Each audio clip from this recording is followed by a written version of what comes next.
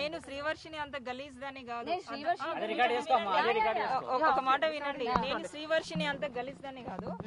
So నాకేంటంటే ఆమె తన పేరెంట్స్ ను వదిలి వాళ్ళని బాధ పెట్టే అంత చీప్ క్యారెక్టర్ నాది కాదు. సో నేను అడిగిన దానికి అన్నిటికీ నేను ఇవ్వలేను. అమ్మాయి కూడా తెలుసు నాకు తనతో పెళ్ళైందన్న సంగతి.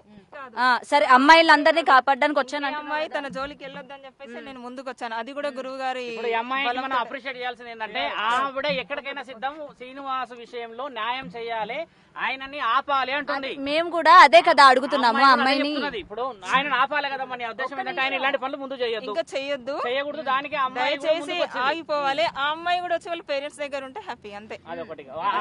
నేను అదే పేరు పెట్టుకుని ఇలా తిరిగి అగోరా అని అదని ఇదని చెప్పేసి అందరిని మోసం చేయకూడదు, నాగా వేరే వాళ్ళు బాధపడకూడదు అని ఆవిడ. నేను ఇంత ధైర్యం చేసి నేను ఒక మంచి ఫీల్డ్ లో ఉండి నేను వచ్చిన అంటే అది కూడా 2 days బ్యాక్ ఆమె రివీల్ చేసింది కాబట్టి నేను వచ్చాను, అంతే. తనకు కూడా మేము కూడా నిన్ను ఇబ్బంది పెట్టాలని కాదమ్మా, జస్ట్ అసలు ఆడవాళ్ళు వాడిని ఎట్లా నమ్ముతున్నారు అన్నది క్వశ్చన్ చేయడానికి వచ్చాం. మీకు ఏ మాయమాటలు చెప్తున్నారు, ఎట్లా నమ్మిస్తున్నారు అని. ఆయనతో ఉండండి ఏంటండి, నేను శివరుద్ర గారికి మా మామయ్య చాలా మంచి సన్నిహితుడు. సో తను 2 days లో రివీల్ చేసింది కాబట్టి మా మామయ్య నన్ను పట్టుకొని వచ్చారు.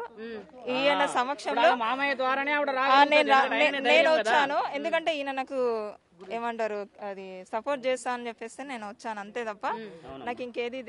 అమ్మాయిని ఇబ్బంది పెట్టకుండా అమ్మాయిని కాపాడే బాధ్యత అందరికి ఉన్న తల్లి. మీరు ఆలోచన ఈ విషయం మా మామయ్య కూడా మొన్ననే తెలిసింది కాబట్టి నన్ను పట్టుకొని వచ్చారు. లేకపోతే